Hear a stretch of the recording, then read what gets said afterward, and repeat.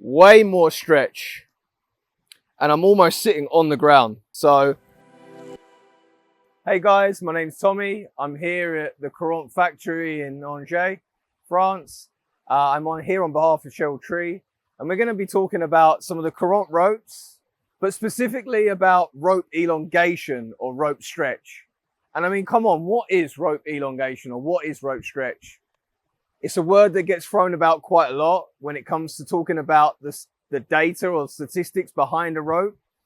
But how does it impact you as a user, as an arborist, and what would it might look like in comparison between two ropes? The first rope I have here is the Courant Kalimba, okay? It's a 24 strand polyester sheath rope, has a nylon core. On the data sheet, it says a 1.8% elongation. On the right-hand side, I have a Canopa, Courant Canopa, okay? This is a 16 strand polyester sheath, nylon core as well. The data sheet says it's a 2.8% elongation.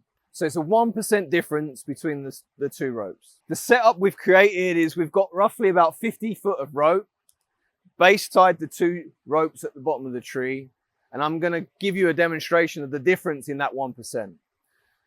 If I just kneel down in front of you and I kind of give you a little bit of a pull test, you can kind of see which one has a bit more of a stretch and a bounce. But the best way to do it is to actually put my weight into it, okay? So I'm 196 pounds. Got the Courant koala harness on, 25 centimeter bridge with a ring. When I pop myself in and sit into it, this is pretty good. As far as stretch goes, we're looking pretty good. If I take my weight back out and I switch over to the Canopa, I'll do exactly the same thing. So remember, if we go back to our stats, the Kalimba's got a 1.8 elongation and the Canopa has a 2.8 elongation. So technically with the same amount of weight, with the same distance, I should be dropping a lot lower, almost probably so my bum's nearly touching the ground. So I'm going to sit in it and have a go. Way more stretch.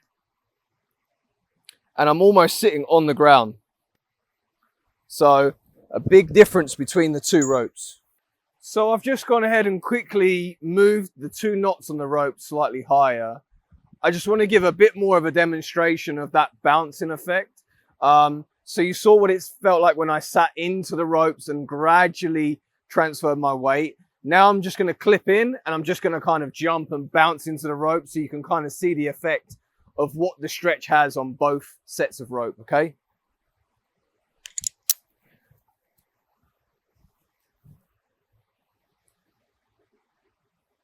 So you can see how that instantly took me with no real up and down bounce effect.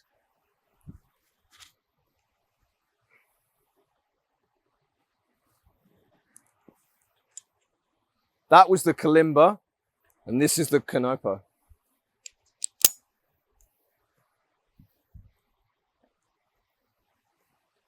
So instantly a much bigger jump in bounce straight down.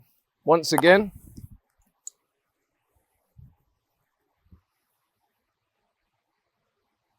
When we speak about elongation and stretch of rope, it really comes into the user and the rope itself in a sense of how much stretch do you want and play within the rope systems and the devices that you're choosing. A more static line would be more preferable to a more SRT based device, and something with a little bit more stretch might be more preferred in a DRT device system. So I really hope that this gives you an idea of what stretch or elongation might be in ropes, how that might look as far as a percentage difference, so like a 1% difference. You could see the difference in how much I drop to the ground. I love the Courant ropes as far as my use within the tree, and You just need to work out how you would then apply that to your climbing style and the devices that you want to use, and how it could help you climb trees more efficiently.